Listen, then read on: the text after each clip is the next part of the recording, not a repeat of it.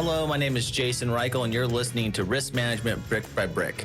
I'm fascinated with people who are helping build and maintain the physical world around us. On each episode of this podcast, we'll dive in with a risk manager, speak to them about how technology plays a role in this process. Hello and welcome to Brick by Brick. I'm Jason Reichl. We're thrilled to welcome Bill Harris and Nicole Peck, two influential figures in the world of InsureTech.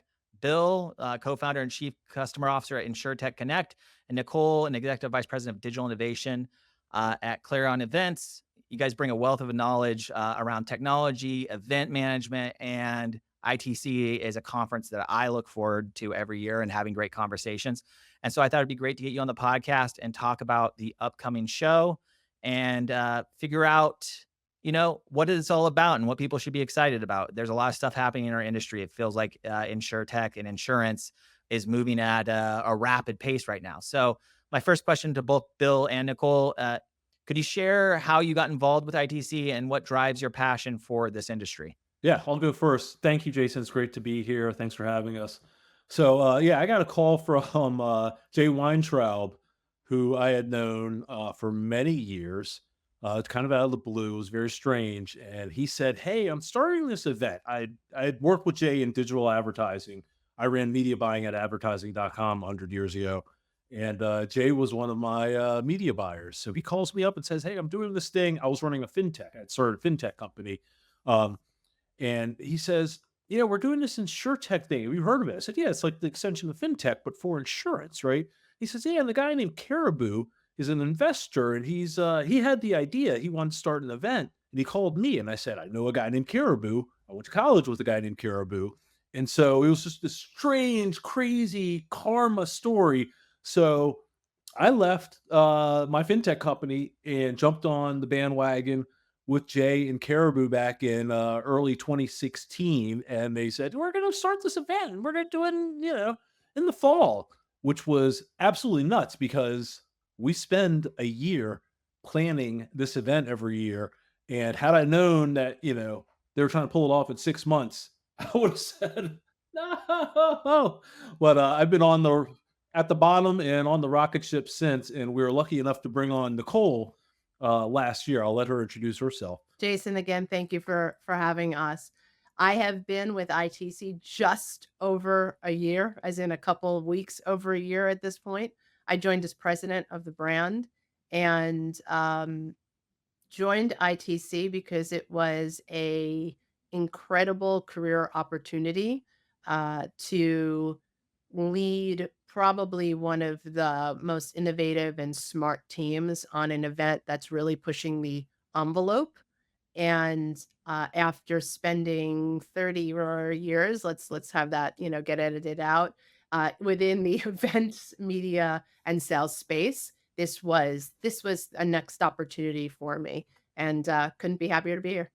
One of the questions I have, because you were just talking about, what makes, in your opinion, and I know you guys are biased, but there's a lot of events for this space. What makes ITC so different from your perspective, or what are you trying to accomplish that you feel like makes it a world-class event for people to attend? I'm going to actually take that one first, if that's all right, Bill. What sets ITC apart is at its core, it was founded to ensure deep connections were created between all of the participants at the event, all the stakeholders. And 9 years later, that meeting, that core one-to-one meeting and opportunity to set up meetings right at the very center of the floor is one of the only events I've ever seen that actually puts a meeting zone in the very heart or very center of the show. And it is, at the event last year, it was the first time I had ever seen an event that intense all 3 days of the show.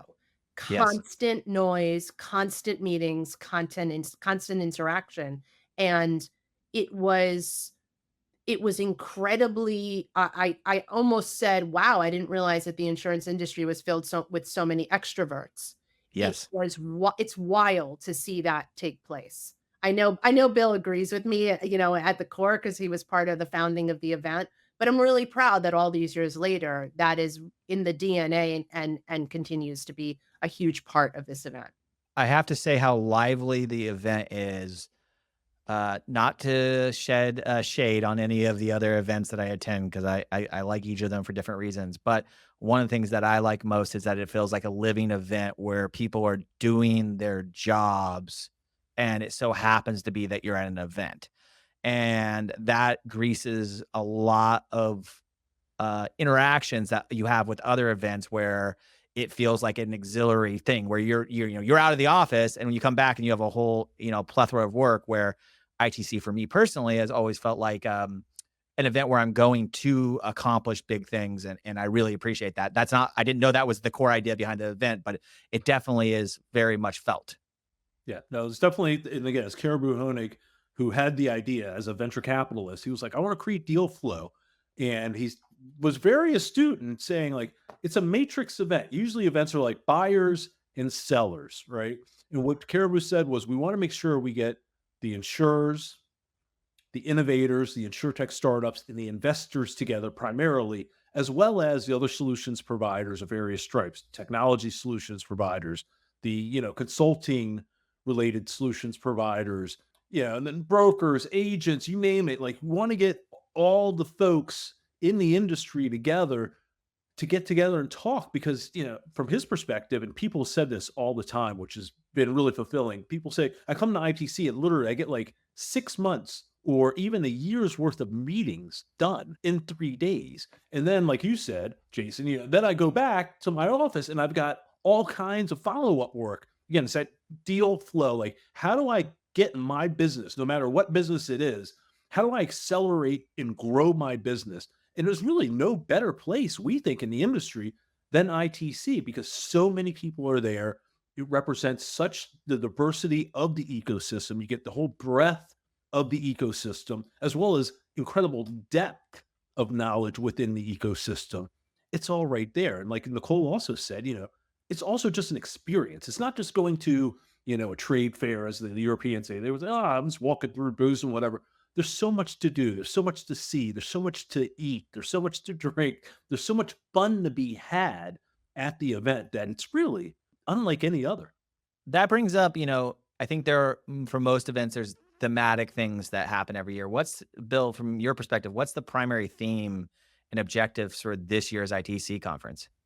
Yeah, we'll talk a little about the theme. It's a very interesting theme this year. I mean, again, the theme for every year is connecting people, which is why we call it InsureTech Connect. We gave it a cosmic feel this year, where it's a universe of possibilities, is what we're calling it, and it's really just phenomenal. And you'll see that cosmic imagery, that space kind of theme, really imbued throughout the event. Nicole, jump in, and Nicole's going to do a great fireside chat, for example, with someone really special. I'll let Nicole jump in and talk a little bit Absolutely, about that. absolutely. I would say first off on the theme thematically and content-wise, generative AI, right, is omnipresent throughout the entire conference in every track available. It is deep discussions along that vein. As far as Bill said, the theme for the event is ITC, we always felt, has been at the frontier, right? At the beginning, pushing the frontier. So it's at the Yeah, I like the Star frontier of Trek analogy insurance. there. There you go. At the Yeah. frontier of insurance innovation, right? The universe of possibilities. And as Bill said, we're really hoping that people feel joy and enjoy the experience from picking up their badge, at the loading bay or the bay. I forgot what we're calling it. The launch bay. You go to Yeah. the launch bay to go pick up your badge this year, all the way through, just special moments and treats that, does the Federado Beer Garden feel a little bit like the cantina from Star Wars? Maybe a little bit. Yes, it might. So there's going to be just possibilities around each corner, and they're designed so that you smile, you laugh, you become that much more relaxed. You are in a good mood because fundamentally that shared experience is a memorable experience, and you will remember the meeting that you had in the tea lounge that felt like a hookah bar, in outer space. So we're having fun, Jason. Yeah, We definitely. You'll remember that. if I create another AI generated this morning, it was the carriers are coming, the carriers are coming. And I Yeah. created the image of, a woman on a horse in space. So Yeah. it also really gives us something to keep coming back to as a team, as we're getting exhausted and in this run up, just to have a laugh with each other. Like Yeah. it's a chuckle for us.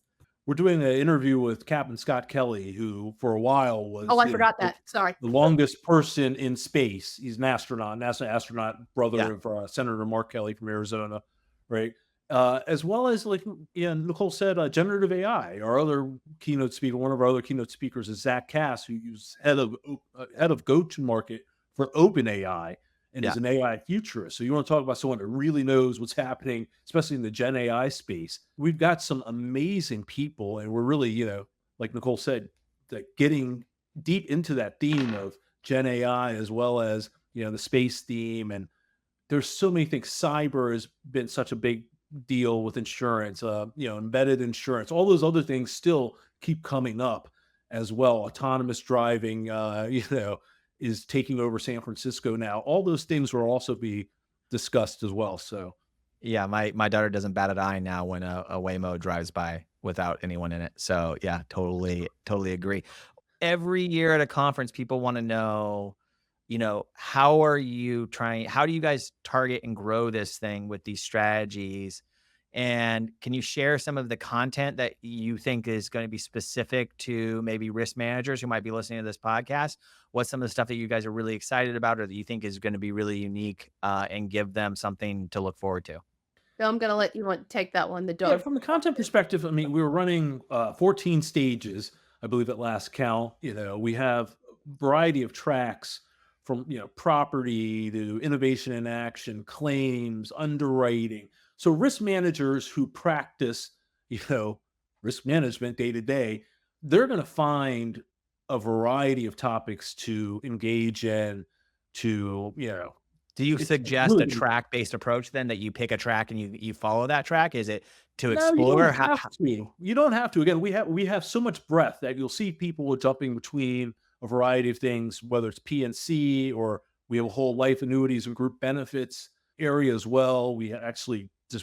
We built an entire like neighborhood within our expo hall. We're putting a stage there. The key InsureTechs as well as carriers and other solutions providers will be in that area because one thing at our size with over 9,000 people coming to the event for the last couple of years, it became hard for people to kind of find their flock and find Yeah, right. what they're interested in. So what we wanted to do was, create an environment where people in life annuities and group benefits could find themselves and separate a little bit from PNC people and talk. Brokers similarly have their own neighborhood, have their own lounge space, have their own like exhibit area in the exhibit hall. The LATAM community, same thing. The innovators and startups are near the demo stage and we're gonna have like 200 startups in kiosks, like in smaller exhibit booths right there, so that they can be found and discovered, and their innovations can be highlighted. So we really think about the layout and those types of things so that either carriers or investors or whomever can find what they're looking for, can find other people like them so that they can share those ideas, because that's what people really love about ITC. They're saying there are thousands of carriers who are at ITC every year, brokers as well, and they want to get together and kind of share stories and kind of talk shop. And we're trying to make it easier to facilitate those kinds of conversations for sure. Absolutely. I mean, I can say ITC was a big influence on me deciding to host this podcast because I was having conversations in events and then leaving those events and not having that exchange of ideas that I think are really critical to influencing an industry that is as massive as the insurance industry, but can be as isolated as I'm doing this job every day in this specific niche. And to do that, I need to high focus, right? So I feel like these are really big reasons to go to these events, to open up your aperture, right? And get a picture of what is happening in the industry that maybe you're not focused on in your silo or in your specific thing, and get that exposure. So many risk managers still don't have real programs for cyber. They still don't know what they're going to do about generative AI and how they're going to work that into their programs. And I think those are some of the things. Is there any innovation and technology that you guys personally are really excited to see be discussed, or that is a highlight for you yourself personally? That's a great question, and I'm gonna dodge the answer in that All of it. I'm excited for all of it, Jason, and it's gonna depend on my mood in the given moment. I am going to give, a bit of a tip for navigating our agenda this year, in that we have the content tracks. You had said earlier, do you suggest a track approach to the event? So you can this year not only select or view our content by track, but also by some content themes. So Nice. let's say you're specific to cyber or climate tech, or you want to understand just the generative AI sessions because they may be across multiple tracks at the event.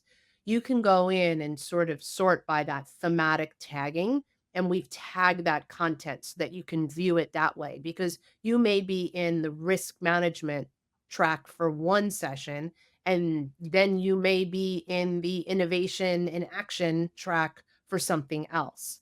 So I really want to encourage people to use the filtering opportunities on the website in advance of the event. And then after you become registered, that's all filterable through our app, and utilize the app to really create that experience.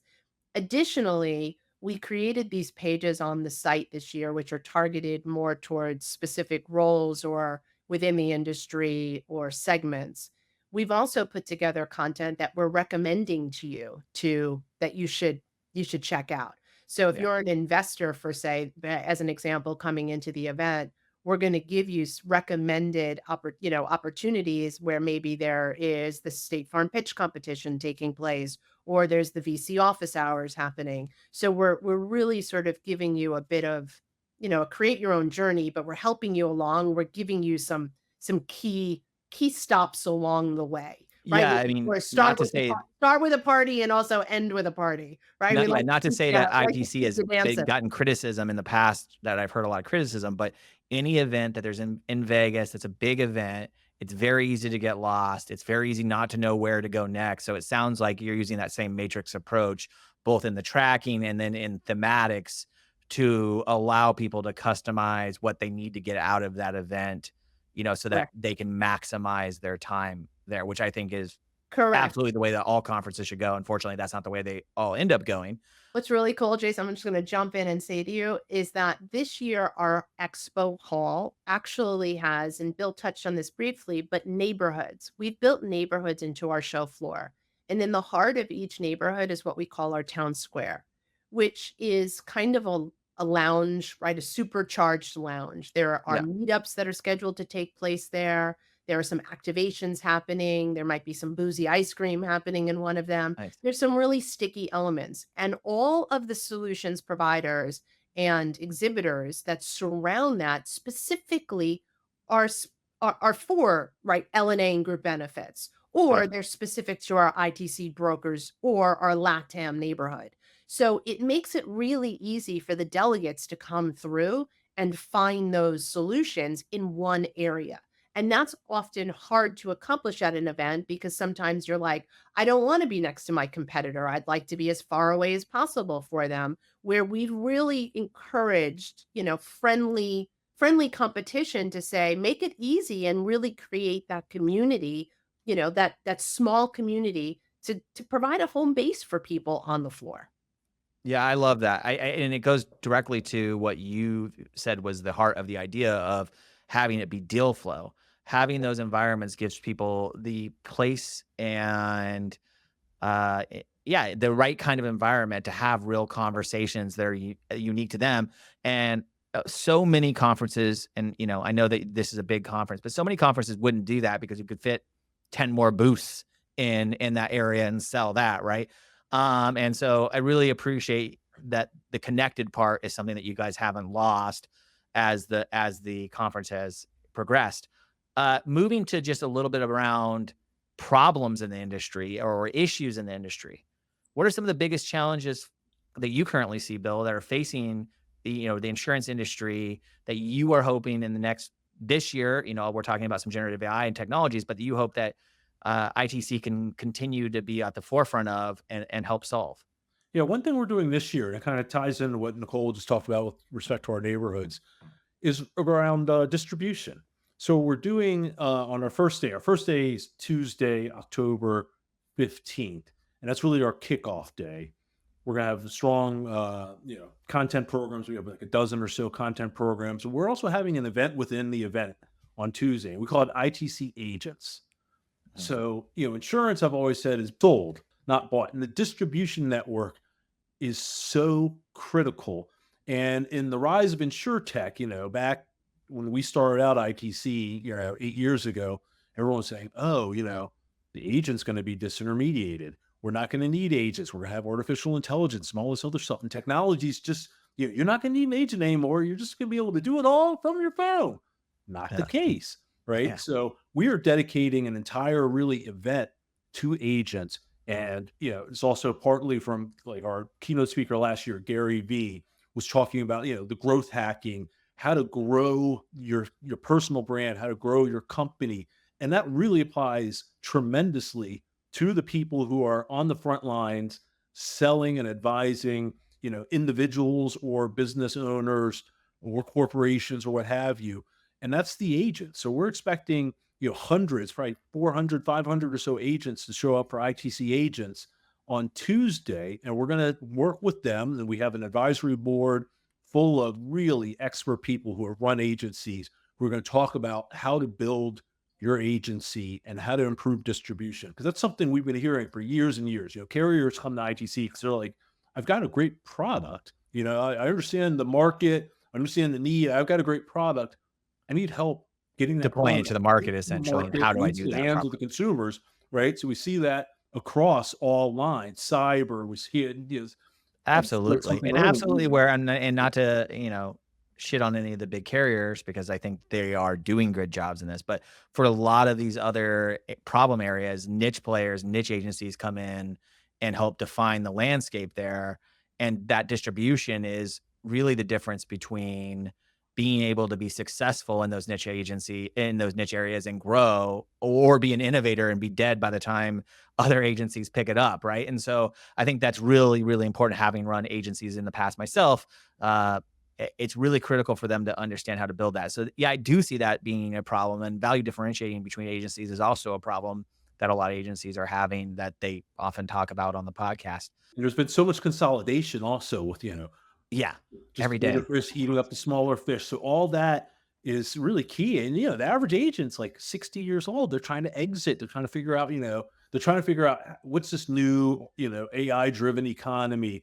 What is, how do I get, how do I essentially exit, and who's the right player? So all those things between the brokers program that we have, ITC Agents also, we're really creating a nice landscape for all those conversations to happen. And yeah, we're looking forward to that. It's an inaugural program for us for ITC Agents, and we're really thrilled about that. Not to scare you, but you guys are we're less than 30 days away from ITC, right? That's Oh, really. yeah. What are some of the main priorities in the final stage of preparation for ITC? Like, you know, what expectations do you have? Where are your heads at? Like, You don't really want to know the answer to that.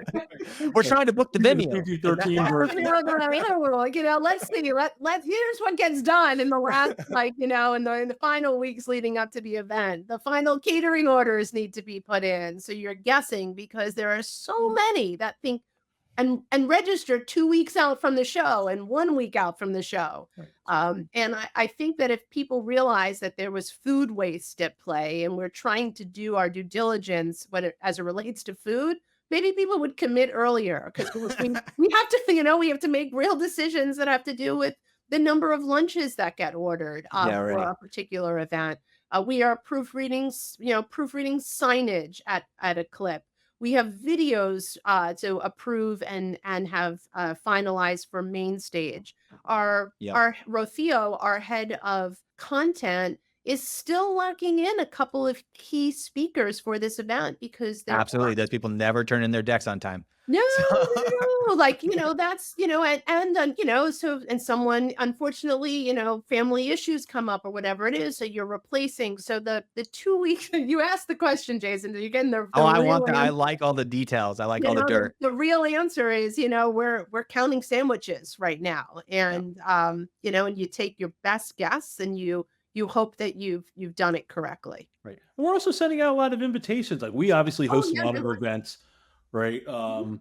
Parties and what have you. We do a few things that are, more exclusive things that like Nicole and I will host, but also our partners or people that come to ITC also are hosting literally dozens upon dozens of events. And they'll call us and say, hey, I need a few people to come to my event. Can you help me out? So we even put that on our webpage. We have an ITC week page. It's, Yeah. people's I go to that right all the into time. us and say like, hey, can you help promote my reception, my happy hour, my dinner, whatever it is.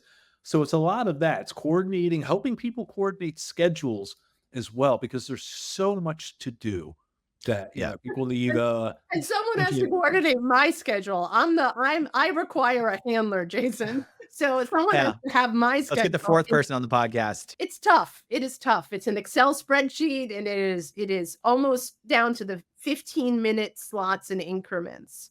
Yeah. And, Well, you know, I appreciate the event and I appreciate supporting it. And I appreciate you guys coming on the cast Yeah. to talk about it. I think that putting a face to these events and putting your guys' face specifically to this event just speaks to the heart of what this whole thing was supposed to be about and it has been about.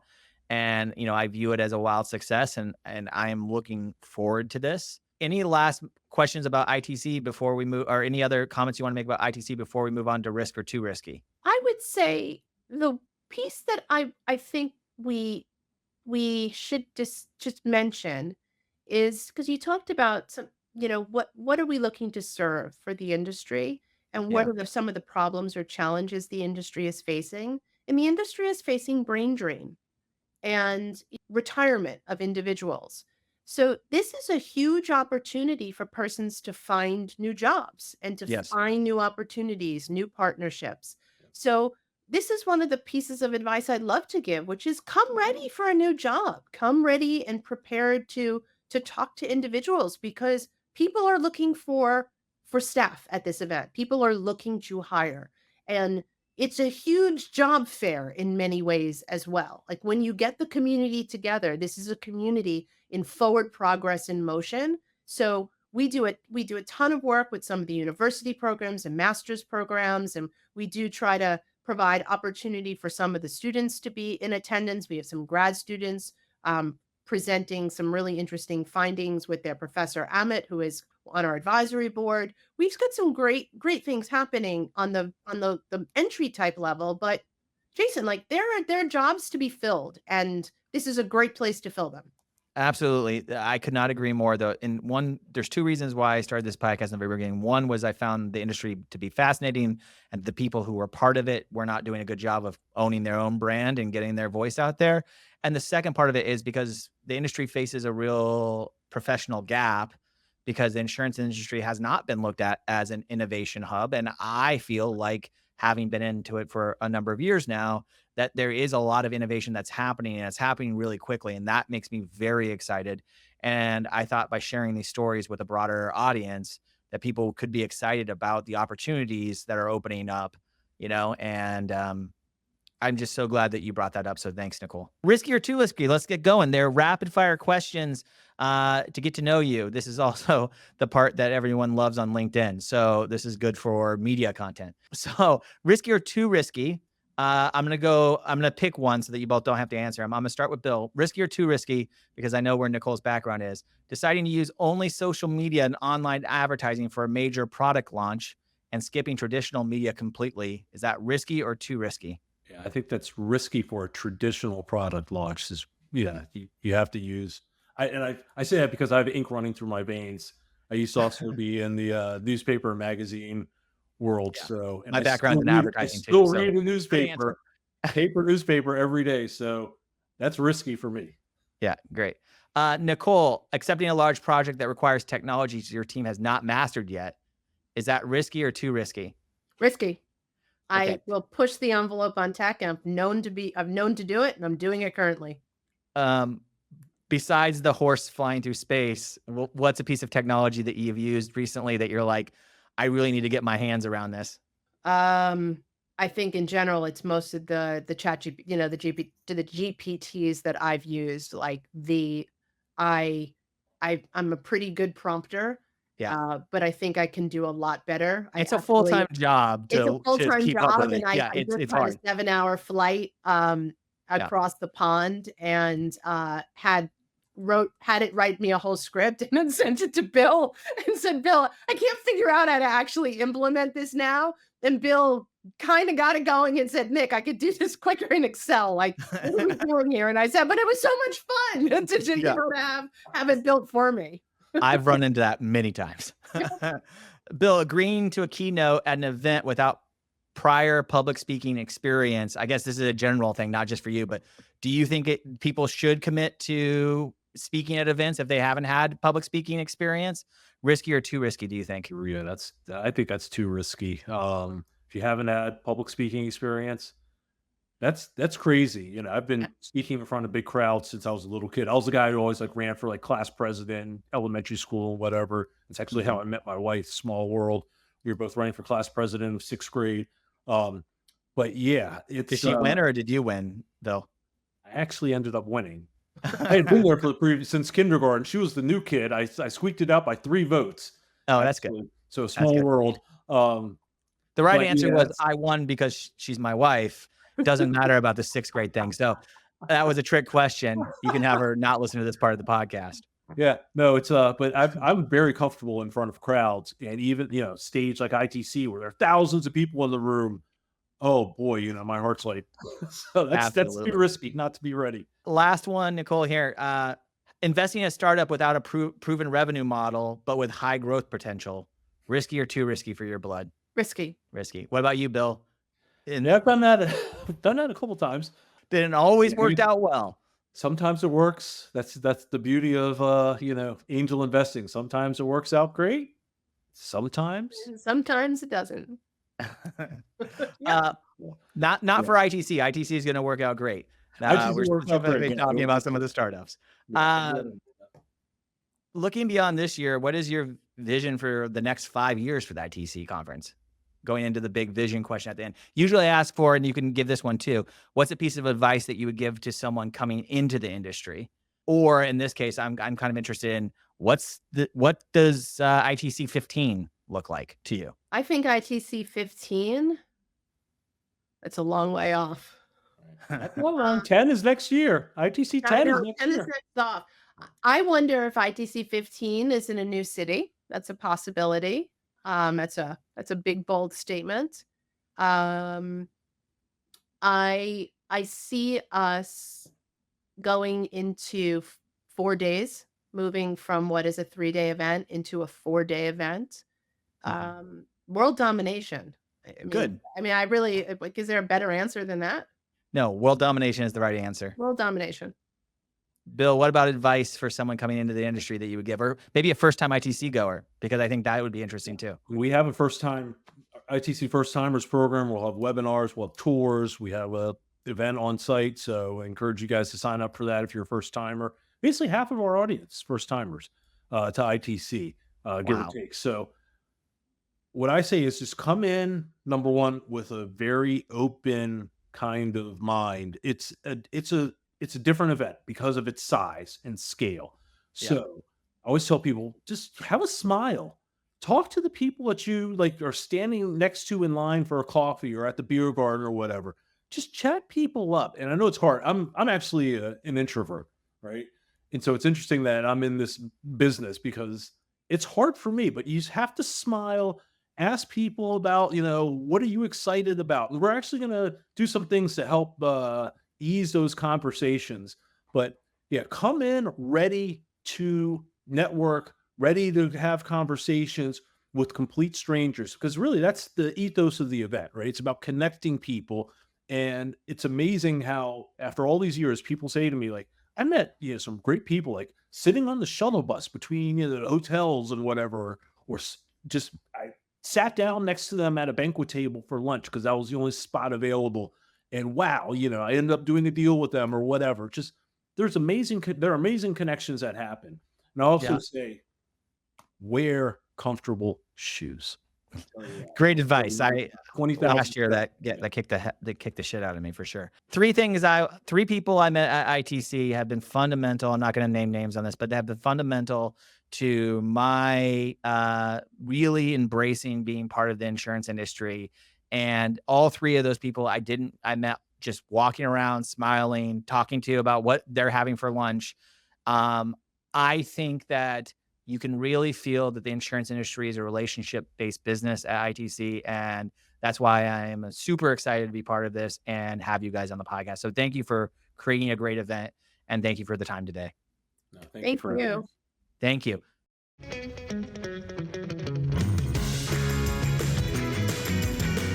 Risk Management Brick by Brick is brought to you by TrustLayer. Find out how TrustLayer manages risk so that the people can build the physical world around us. Head over to TrustLayer.io. And then make sure to subscribe to Risk Management Brick by Brick on Apple Podcasts, Spotify, or wherever you get your podcasts. On behalf of the TrustLayer team, thank you for listening.